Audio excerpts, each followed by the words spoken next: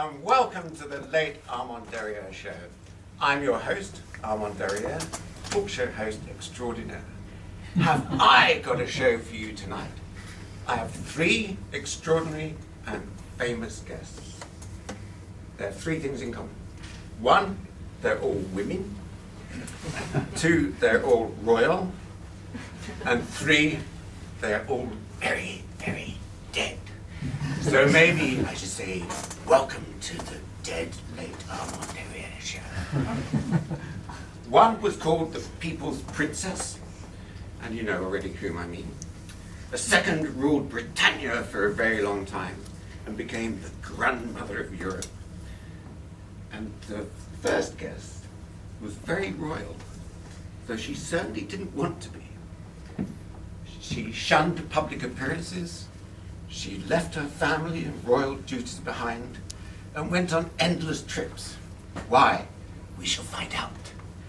Ladies and gentlemen, please, for our first public interview ever, please give a warm welcome to Elisabeth, Empress of Austria and Queen of Hungary.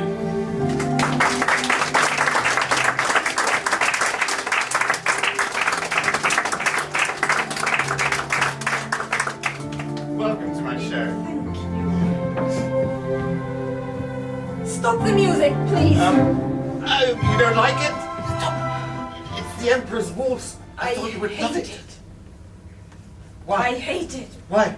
First of all, because it reminds me of the balls in Vienna, and I hated them. Oh, how I hated them. And then it's about my husband, Franz Josef, of course. And I do know I made him very unhappy, and I still feel so guilty for that. But then, the worst thing. Yes? I know the waltz is from 1889, and that is the year my son Rudolf died. Oh. We have got off to a poor start. I'm so happy to have you on the show. It's a terrific honor and a wonderful privilege. Please. Sit down. Thank you. It is really very good to be here. Finally a chance to talk about the real me and my poetry, not only gowns and crowns. And I'm so sorry about the outburst. Oh, don't worry about that. Now, as Empress Elisabeth of Austria and Queen Elisabeth of Hungary, do I call you your Imperial Majesty or your Royal Highness? Let's not complicate things. Call me Sisi. I quite like that name. It's simple and nice, and people know me by that name. That makes my life a lot easier. Okay, you ready for your first question, Sisi? Go ahead. That's why I'm here. Now, why did you marry your first cousin, Emperor Franz Joseph? I thought he was supposed to marry your sister. But everybody knows that old story. I thought I was invited here to talk about my poetry. Oh, we'll get to your poetry later, but not everyone knows the story. Could you explain to the audience what happened? Well, for some reason his eyes fell upon me, and that was that. Nothing to do. Nothing? No, like my mother said, dem Kaiser sagt man nicht nein. Which means? But you don't say no to the emperor. You say yes, and I did. But you didn't want to be Empress of Austria, did you? Oh no, heavens no. I was only 15, and it all went so fast. Before I knew it, I had made a vow I didn't understand. A vow I regretted for decades, a vow that could never be undone. There I was at the court in Vienna, a young girl from Bavaria. I had once dreamed of joining a circus. Join a circus? As what? Well, riding horses, of course. Oh.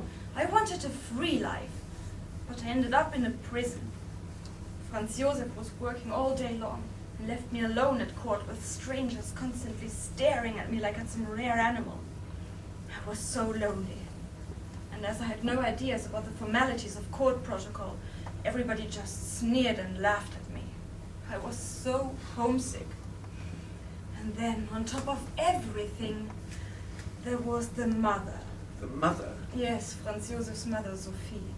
Diana and I had a nice chat and laugh backstage when we realized that actually both of our marriages were crowded. Mine because of my mother-in-law. She was a real pain in the... Well, you know, she stole my first 3 children as soon as they were born. She even had my eldest named after herself, without even asking me. Eventually, I had to tell her off, and I told Franz Josef he had to choose between his mother or me. Her or me, that was the message. And he chose you. He chose me. I could not complain. I didn't love him, but he loved me, oh so very much. And my portrait was always there on the wall in front of his desk, even after I was gone. I know, he wanted it there, and he looked at it every day.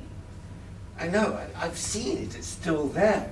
My goodness, it's gorgeous. I mean, you are very beautiful, Sisi. Well, thank you, but you should have seen me when I was alive.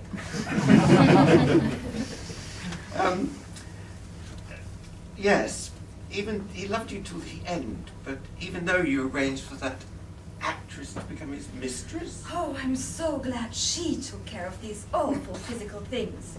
And still, I had his friendship. We wrote each other letters all the time. Let's talk a bit about your own image. You're extremely obsessed with your looks, weren't you? Well, I suppose you can say that. Yes, it's true. I mean, your hair, for one thing. Oh, my hair. I was so proud of my hair. I never cut it, you know? Oh, no, never wanted. No. I was very fussy about my hair. Fixing it actually took hours every day.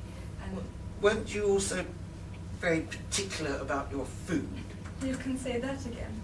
Diana and I had tea without scones backstage, and we both laughed because there were times when both of us suffered terribly from eating disorders. We both tried to create the perfect image, but in the end, there is no perfect image. In the end, it's only pain. Yes, talking of pain, are you still wearing your corset? Well, of course. Wouldn't want to be called dead without one. Yes, but why were you so obsessed with your looks? I mean, for what purpose? My beauty was my only weapon. It gave me power over my husband, power over every man, and even over some women. But when your looks faded, you made sure no one saw your aging face. You had that trick with the fan, didn't you? Oh yes, like this. I made sure never to pose for a portrait after I turned 32. Yes, that's why we remember Sisi in that famous portrait where she's wearing a beautiful white court dress and she has diamond stars in her hair. She tried very hard to create a certain image for herself in her day, but what about now? How do you think people see you now, Sisi, after all this time? Any idea? That is a very good question. To be honest, I don't know.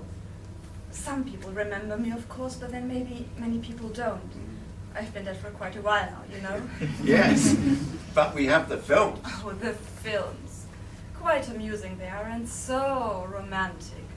And Romy Schneider, well, is pretty, but doesn't look like me at all. No, the films are a bit silly, aren't they? Something for romantic teenagers. No, I think I prefer the musical. The musical? Yes, haven't you seen it? No. Or do you only have these Lloyd Webber and ABBA musicals in this country? Mostly, yes. What's the musical called? That's easy. It's simply called Elisabeth. It's actually quite popular in Austria and Germany. I can imagine. Why do you prefer the musical over the films about you? Because it shows the dark side of me and of my life, and it isn't so romantic at all. And my partner is not so much Franz Josef, but death.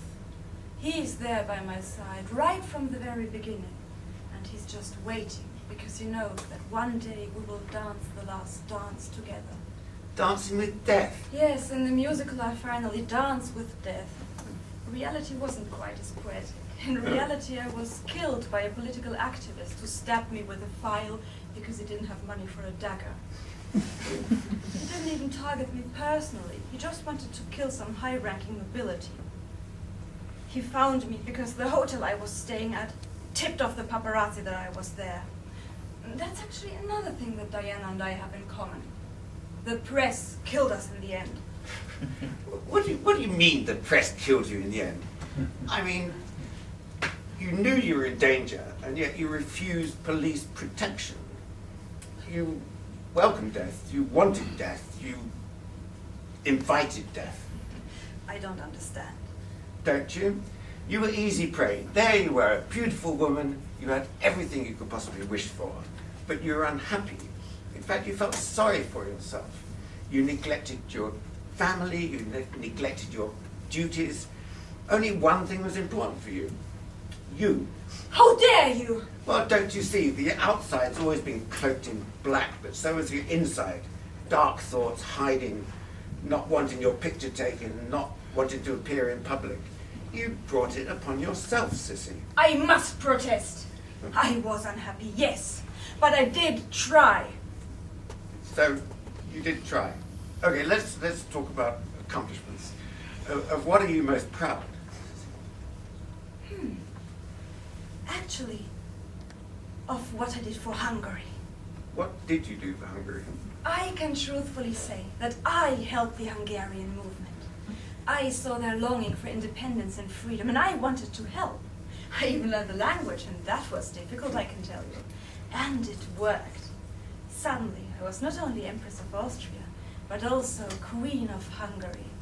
And contrary to the Austrians, the Hungarians loved me. Oh, yes, wasn't there a love interest with this Julius Andreschen? Really? You shouldn't listen to gossip. I'm rather disappointed with you. Okay, let's change the subject. Let's talk about your son, Rudolf. No! Not Rudolf, please! He was always next to my heart. So sweet and handsome. And I loved him so. And then There was the tragedy at Mayerling. it broke my heart. To explain to the audience, if you don't know, then on the 30th of January 1889, Sisi's son, Rudolf, the heir to the throne, was found dead at Mayerling, along with his young mistress, Meri. Death again. Do you know what happened, Sisi? Did they kill themselves, or did Rudolf kill Meri and then kill himself, or were they murdered? I can't tell you. Can't or won't? Can't! Everything, all the evidence was removed or destroyed. They even tore Mayerling down and, ironically, built a Carmelite cloister on the spot. And there was silence about everything, apparently on the direct orders of the emperor. Why? I really can't tell you. It was such a tragedy. I was completely devastated. I still am. Well, Death was coming closer and closer, becoming my constant companion. well, the question is, if Rudolf did it, then why? Was he unhappy? I don't know. You really do not know? What do you mean? Well, you just said that he was always next to your heart, that he was sweet and handsome, and that you loved him very much. Surely you knew. But you also made sure that he didn't receive the tough military education that Franz Joseph wanted for him. You protected him, you made him soft and unhappy. He needed you, and then you were not there for him. You were off on your endless trips. So I think you made him unhappy and unfit to rule the country. It had nothing to do with me. He wasn't happy because of his wife, Stephanie. No, you can't blame his wife. I mean, he was unhappy with you. He may have been unhappy in his marriage with Stephanie, but then he found Meri and numerous others, so... How do you mean? Well, boozing, whoring, giving his wife gonorrhea. And on top of that, he was a drug addict. So I think the picture you're painting of your son is a bit too romantic, to put it mildly. It's simply not true. Allegedly, or apparently, he asked several women, including his wife, to die with him, and they all refused, except Meri. So, it's mother, son, and death. Why are you two so attracted to death? Why did he want to kill himself? Mother, son, death, and it's still the same old story, isn't it? How so? Well, you're together there, together with death forever, there in the vault in Vienna. Yes, that is true, and that is a comfort. To have him near, I mean, now and forever. And as you know, when Rudolf was gone, Franz Ferdinand became heir to the throne, and he wasn't popular at all. And then in June 1914, he went to Sarajevo, and that was the beginning of the end. But it all started in 1889. And another thought, just a very strange thought. It all started in 1889, with the death of Rudolf, my only son, the noblest of Austrians. But it was the birth of someone who would eventually push the tragedy further. Who do you mean? Adolf Hitler, of course. If only Rudolf had lived. If only there had been no Meyerling. If only. So, what you're saying is that if there had been no tragedy, no Meyerling, if Rudolf had lived, then world history would have been quite different. 20th century history would have been rewritten for the better. Is that what you're saying? Yes, can't you see it? If Rudolf had lived, there would have been no First World War, no Hitler, and certainly no Second World War, no dictatorships, no anti-Semitism, no nationalism, nothing of all that in Europe. And Austria and Hungary would still be one happy family. It's so simple. Well, that's an intriguing theory, Sisi. Thank you for sharing it with us. Now, if you can stay here and welcome our next guest. But we haven't talked about my poetry at all yet. Listen to this. It's against love and drinking. Für mich keine Liebe, für mich keinen Wein. Die eine macht übel, der andere macht Spein. Yes. That's lovely, Sisi. But we'll get to your rhymes later. But now it's time for the next guest. Please. She ruled for 64 years, a record only just broken. She married her first cousin, Albert. And they had 21 happy years together. But then, aged only 42, he died. Suddenly, everything changes. Why? We shall find out. Ladies and gentlemen, please give a warm welcome to Victoria, Queen of England and Empress of India.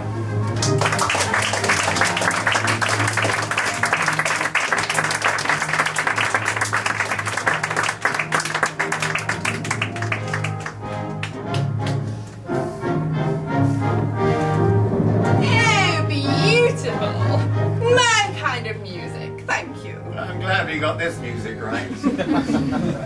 Welcome to my show, Victoria. Thank you. But you will find the correct form of address to be Your Majesty. Thank you, Your Majesty. Please.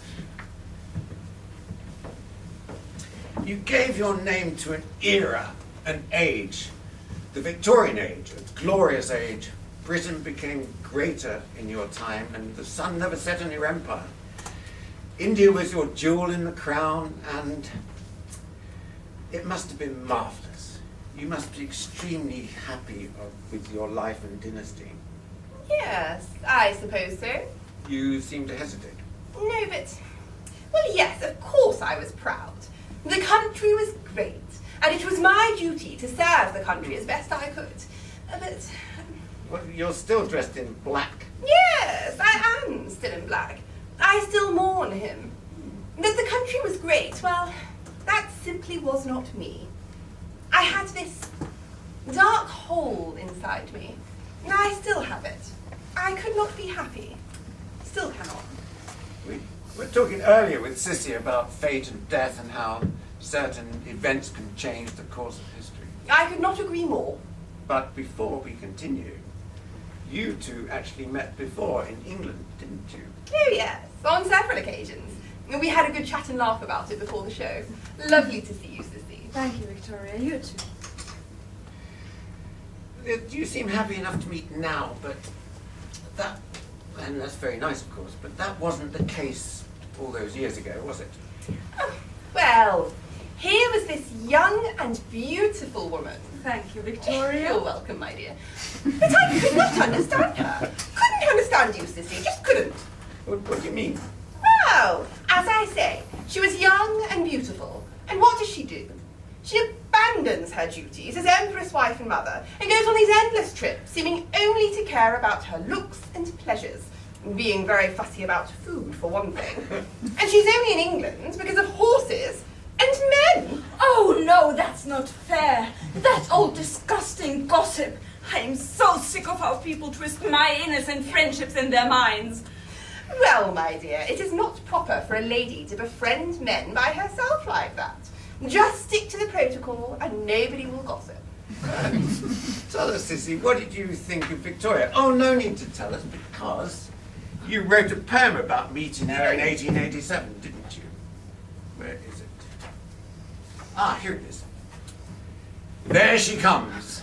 The short one, the fat one. And then you continue calling her condescending, pompous, boring.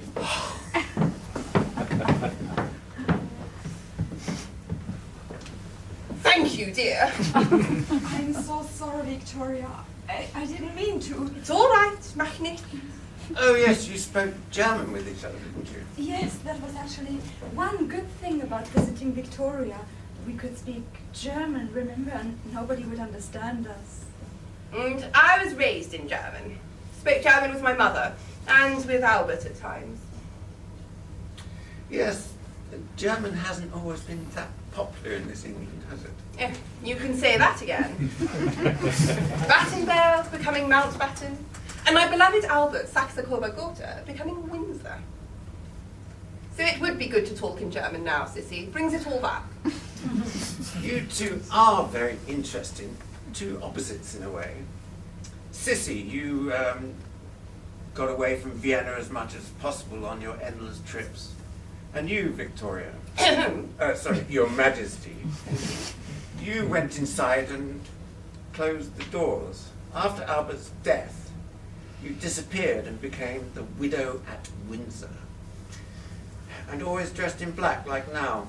You were at Windsor and Balmoral, but the doors are always closed. And on the Isle of Wight, yeah. Why? Oh, I just couldn't. It felt so unfair. That's why I thought that you, Sisi, were so silly. Leaving your children and your loving husband like that, and I had a loving husband, and he left me. It was so unfair. I just wanted to hide myself away.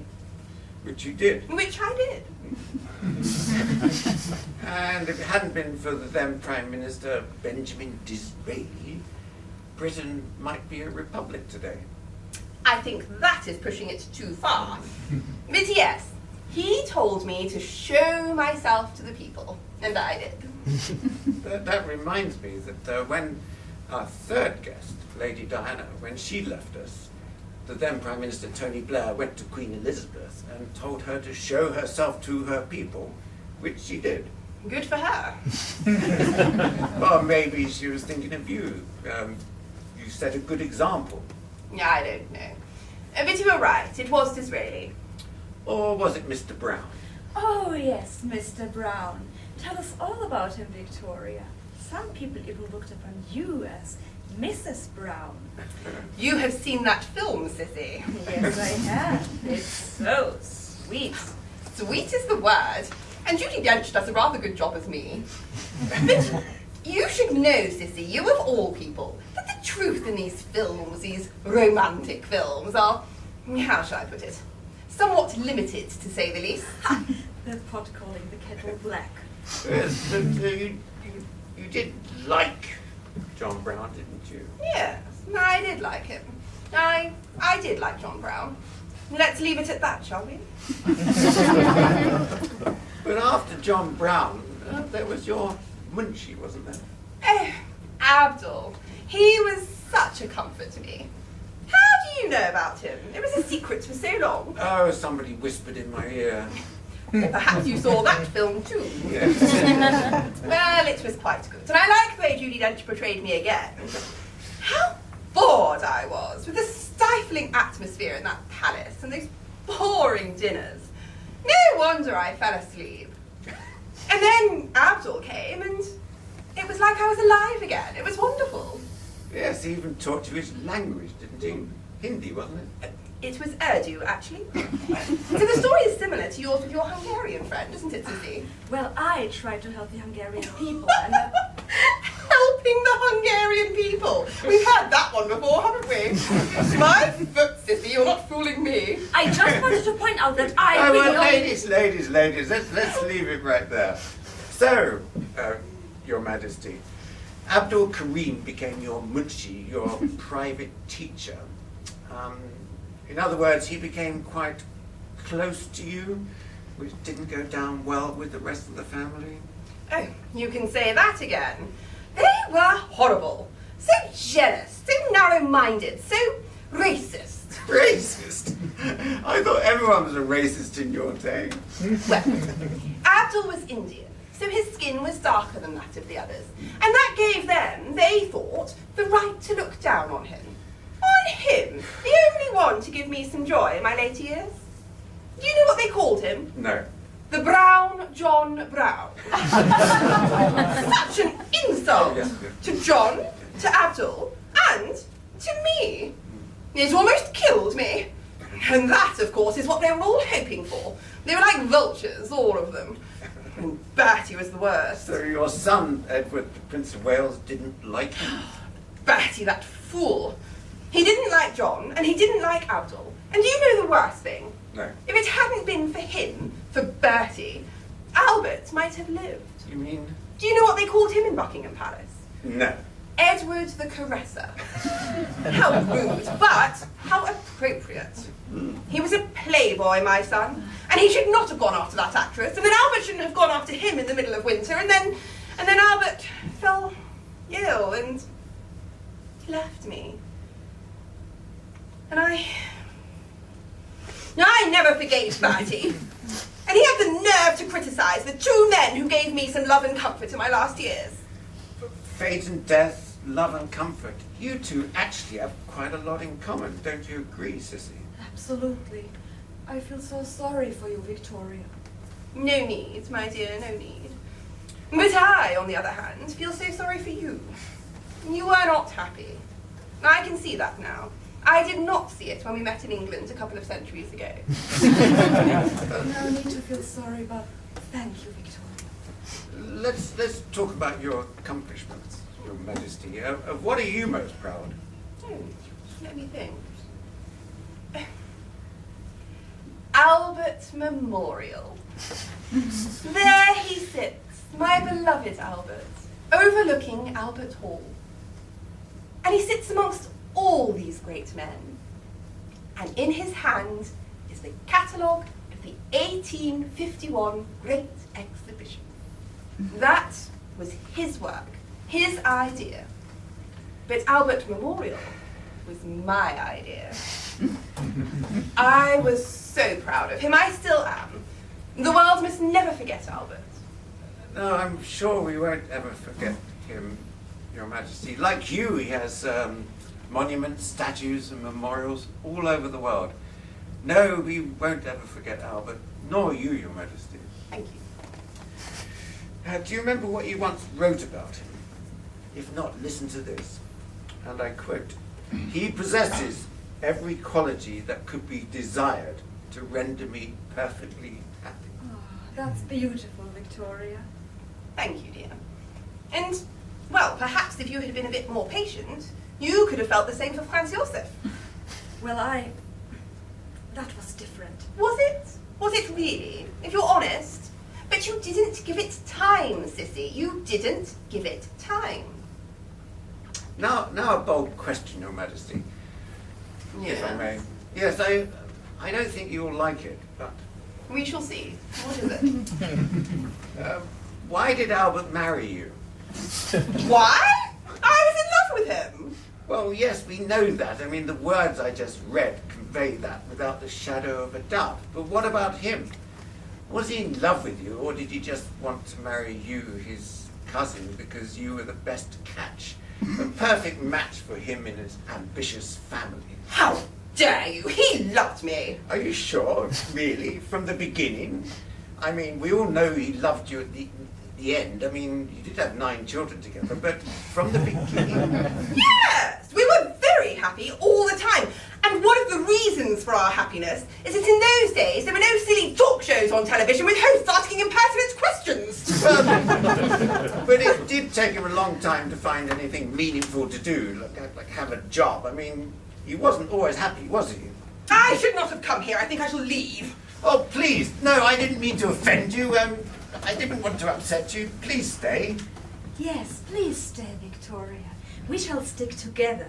We shall fight him together. What's that supposed to mean? It's supposed to mean that you had better be careful, my good man. We came here because you invited us and we thought we liked your program. But you had better behave, or we shall go back where we came from this very instant. So do try to behave. I was only trying to... We shall not stand for any harassment of any sort. No more impertinent questions. But, back to the question of being amused or not. I believed in good morals, decency and all that. In the family, Albert and I tried to set a good example, and we did. If only Bertie had not been so problematic. And there was the literature, of course. Literature? Yes, that horrible man, Oscar Wilde. I do not know how people can find his plays funny. They are not in the slightest. We are all in the gutter, but some of us are looking at the stars. Such utter nonsense. I find Oscar Wilde quite witty myself. Well, I'm very surprised about that. Talking about popularity, Your Majesty, your popularity's been going up for quite a while now. All the films, TV series and books, you've become very popular, Your Majesty. But that wasn't always the case, was it?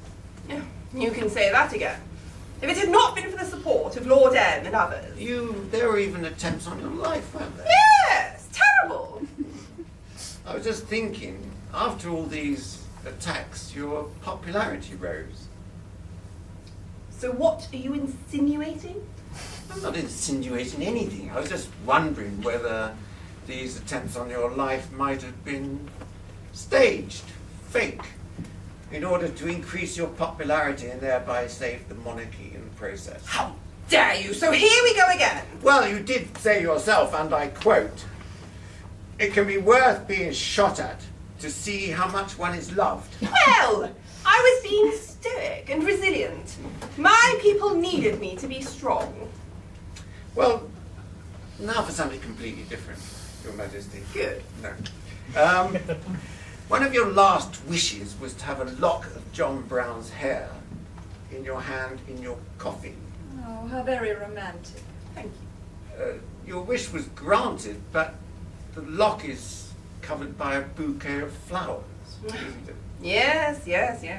Bertie again, and some of the others. They couldn't stand my affection for John.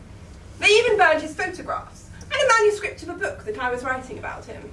And then with the Munchie, it was the same thing all over again.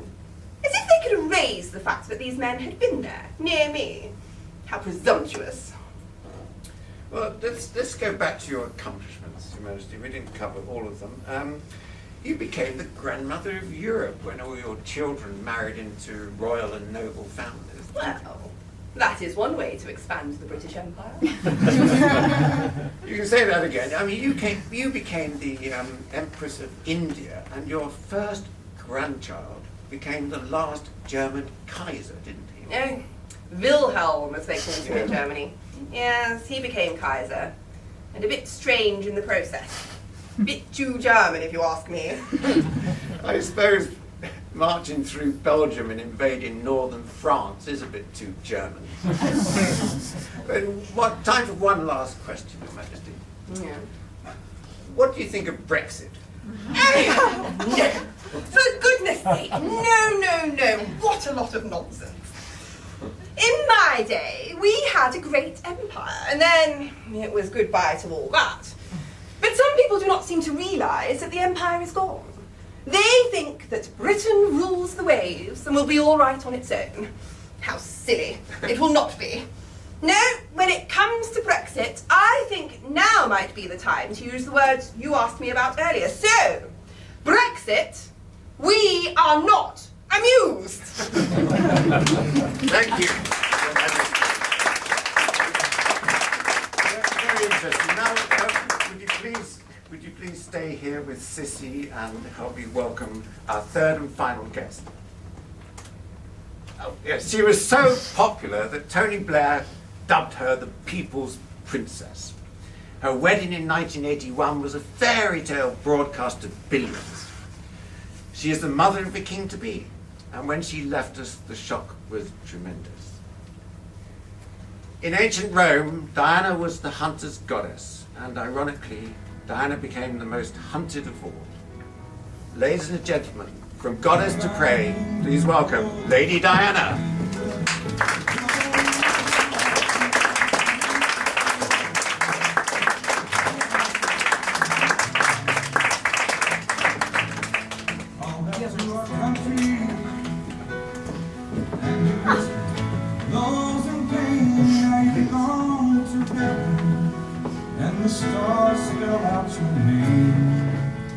Nice dance.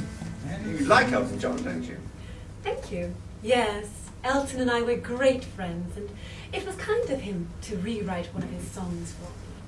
And as you know, I absolutely adore dancing.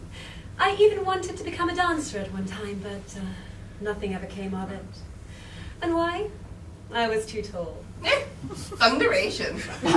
That would never have happened to me, I'm sure. But I never wanted to be a dancer. You even danced with John Travolta once, didn't you? I most certainly did. At the White House. He was a gentleman and absolutely charming, but he wasn't my chosen partner that night. That was Nancy Reagan's wish. She wanted the photograph for the press. I would have preferred to dance with Mikhail Baryshnikov, who was also there that night. I absolutely adore ballet, and he was a childhood hero of mine. Yes. On protocol, I'm so happy to have you here, but I need to know, just to get it right, do I call you Milady or Lady Diana or... Diana is fine, just Diana. Good. Like Sisi and, Your Majesty. Yes, but I can no longer call you Your Royal Highness the Prince of Wales, can I? Princess of Wales. No, I lost that title when the divorce went through, and oh, good riddance. Oh, why'd you say that? Well, I never needed a royal title to begin with. I already had a title before I got married. I was Lady Diana Spencer, who married the Prince of Wales, and, well, the whole thing was a mistake. At times I thought POW was short not for Princess of Wales, but for Prisoner of War. Yes, but it all started so well, didn't it? I mean, I was there under the balcony at Buckingham Palace amidst the cheering crowds, and there you were, looking lovely, beautiful, radiant, and happy. You did look happy. I may have looked happy, but the public side was obviously very different from the private side. My wedding day, I believe, was possibly the worst day of my life. Do you know, I almost called the whole thing off. Really? Yes, the day before the wedding, I was having lunch with my sisters, and I said, I can't do this, I can't marry him. And my sisters were wonderful and said, bad luck, Dutch. Your face is on a tea towel, so it's too late to chicken out. So, what did you actually do when you felt unhappy and everything seemed to go to pieces? At times, well, at one time, I felt absolutely hopeless and devastated. So I went to the Queen, sobbing, and I said, what do I do? I'm coming to you. What do I do? And she just looked at me and said, I don't know what you should do. Charles, it's hopeless. That was it. That was help. Poor you, Diana. I, for one, know what a mother-in-law can feel like. It must have been tough. Yes, I was so disappointed. And young and foolish, and as I didn't get any help, I simply didn't know what to do.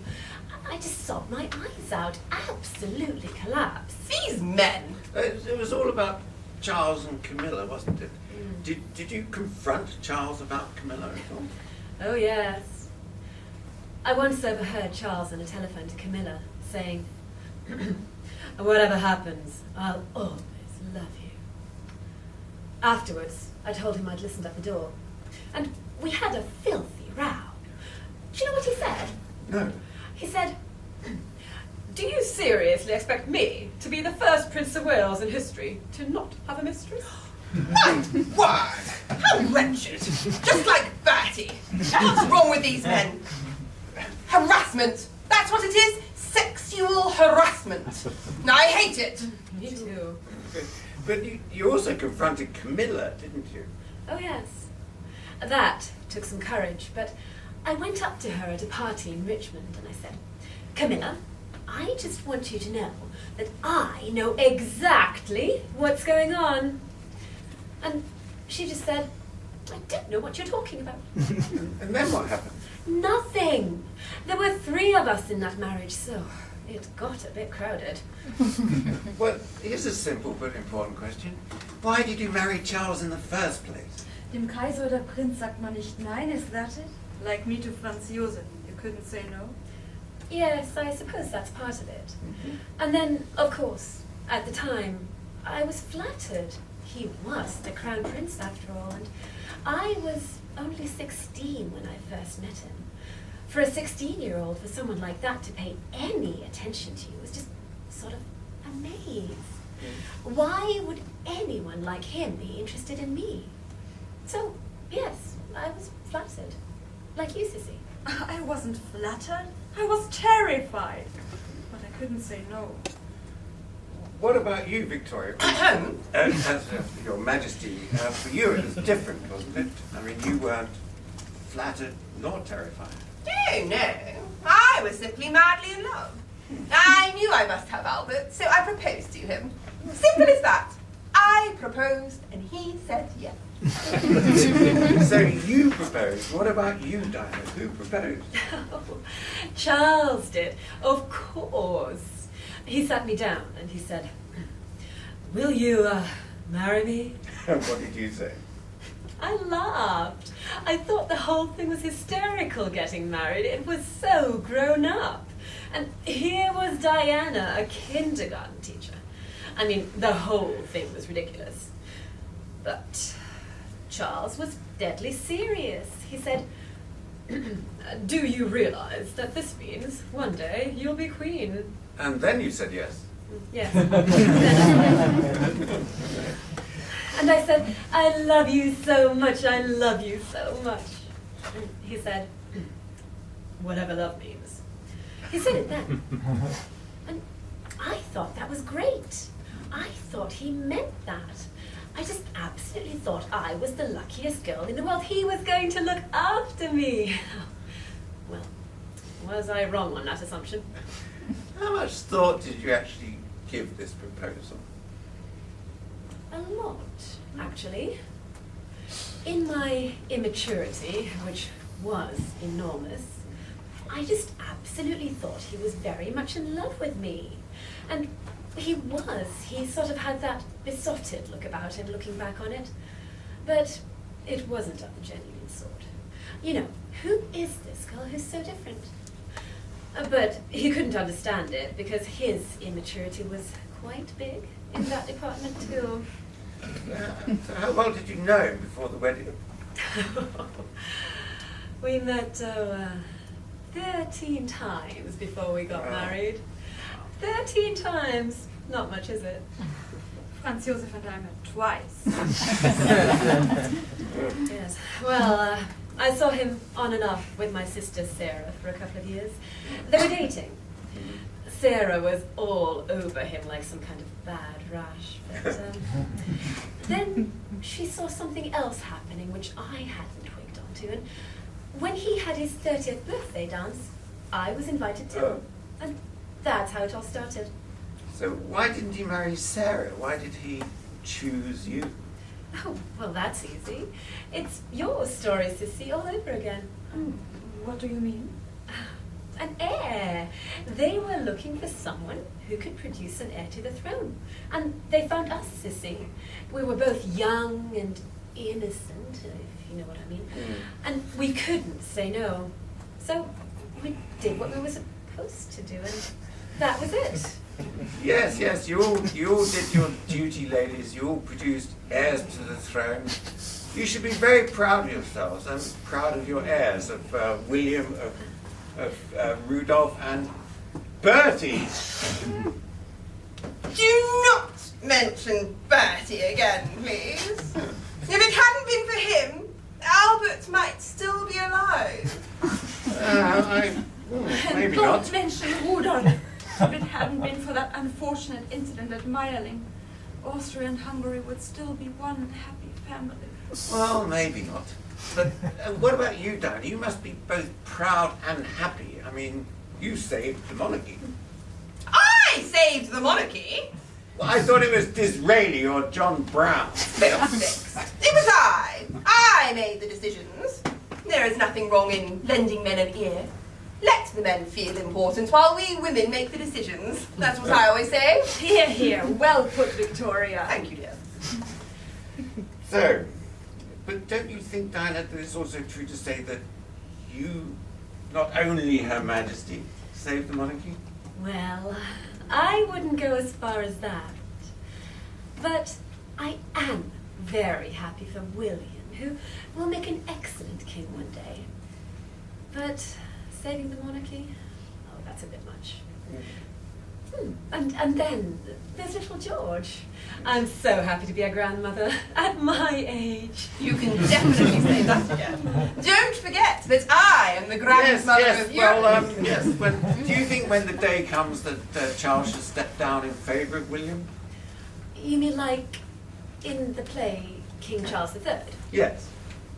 Well, if I were able to write my own script, I would say that I would hope my husband would go off with his lady and sort that out and leave our children to carry the Windsor name up until the time William ascends to the throne.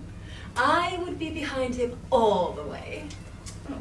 Sisi was most proud of what she did for Hungary, and Her Majesty was most proud of the Albert Memorial. Of what are you most proud of, Diana? Well, that's easy. I'm most proud of my boys, of course. William and Harry. I feel so unhappy that I had to leave them so early. They needed me. They still do. And, well, I loved them so. I still do. But I'm with them, in spirit. Always will be. That's beautiful, Diana. Yes, you loved your boys, and you still do, and they say the same thing about you. Yes, I'm so happy about that. You were lucky, Diana. Your children loved you. Yes, William. As for me. Yes, William even said that he felt your presence at his wedding, and I suppose the same was true for Harry at his. Yes, I was so happy about that. And William was right. I was right there beside him at the wedding. It was lovely. But as for Harry, I was with him in Afghanistan, and it was terrible. He was only 12 when I died, and growing up, he never really got a chance to deal with the trauma of it all. Going to Afghanistan brought all of that back to the surface for him, and well, now he's feeling better, and I'm so glad. Now, ladies, you've all been loved. You'd be so sure. Oh, yes, you have. You've all been loved, but also criticised. You, Sisi, for leaving your husband and children behind and going on your endless trips. And you, Victoria, Your Majesty, for withdrawing completely after Albert's death and putting the monarchy in jeopardy. And you, Diana, all this love, the people's princess and all that, but also criticism, isn't that so? Yes, you're right. They didn't like me in my husband's family. I was a problem because I do things differently, because I don't go by the rule book, and because I lead from the heart. Yes, maybe you brought this unhappiness and criticism on yourself. Maybe you have only yourself to blame. What on earth do you mean? Well, I suppose there's a certain set of rules about how to behave in the royal family. In other words, you have to play along, and you didn't. When you had to go on long walks in the Highlands with the Queen and Prince Charles at Balmoral, you complained, and you had sympathy from outside. The people were on your side, and you felt it, and you used it against the royal family. So maybe you have only yourself to blame. You didn't try hard enough. Are you at it again, young man? I was Insinuating or criticising? I was just wondering. I'll take some responsibility that our marriage went the way it did. I'll take half of it, but I won't take any more than that, because it takes two people to get into that situation. But let's change the subject. Let's talk about, moral. Victoria, I'm terribly sorry, but I absolutely hated that place. It was so stifling. That's all right, dear, but I don't understand how you could hate Balmoral. You see, Let's talk Albert about and your I- life. Let's talk about your life after the divorce. You were very much on your own, weren't you? Yes, I didn't mind that, actually. You know, people often say that at the end of the day, a man is the only answer. Actually, I find that a fulfilling job is better for me. Talking about men, when you didn't find love in your marriage, you, how should I put it, looked elsewhere. That is rather indelicately put, but, well, the answer is yes. Well, I mean, any gentleman that's been past my door, we've instantly been put together in the media, and, well, I don't want to get into that. But there is one question I simply have to ask, and I know you will hate it. You be careful, young man. Be kind to Diana. Thank you, Victoria, but I think I can handle him. So, what's the question? Well, how should I put this? Is Charles really Harry's father? Oh, how dare you! Well, James Hewitt was your lover, and if you look at pictures of Hewitt and then Harry, it's not Charles we see, is it? So explain that. That is ridiculous. Harry looks like my brother, so they are my genes that make him resemble James. That is none of your business. And if I had known what you were going to be like, I'd never have come here. That's the spirit, Diana. I am sick and tired of his impertinent questions. Me too. Well, ladies, it's been lovely having you here, but the time is up and we really must... Sorry, young man, but before we leave, I think it's time that we teach you some manners. What? First of all, sit down. Now listen. Hear, hear. Oh, no.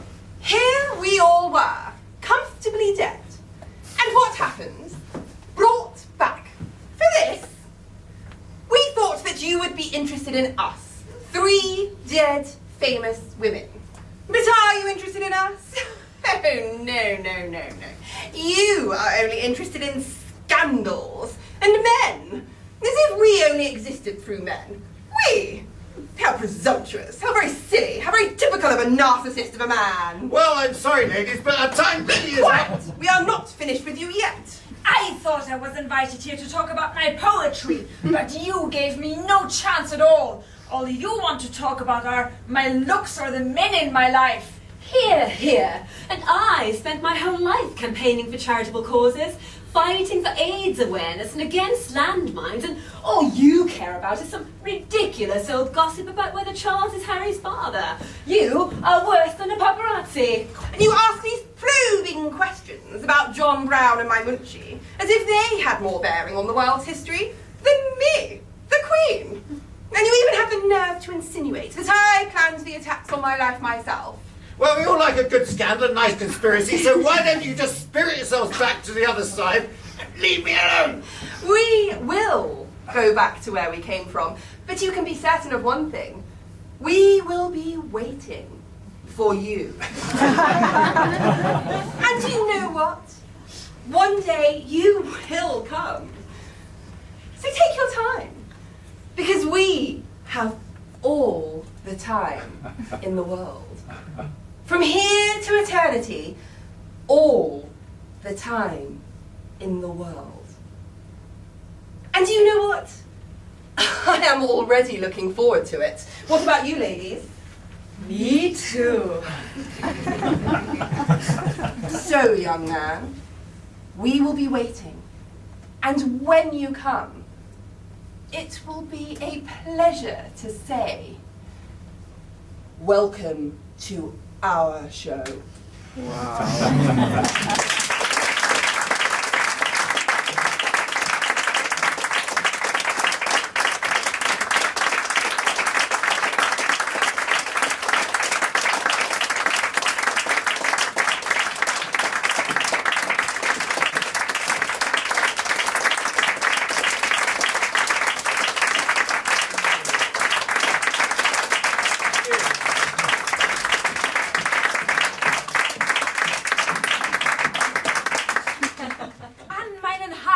mächtig stark. Des Lebens ganze volle Kraft. No. Des reinsten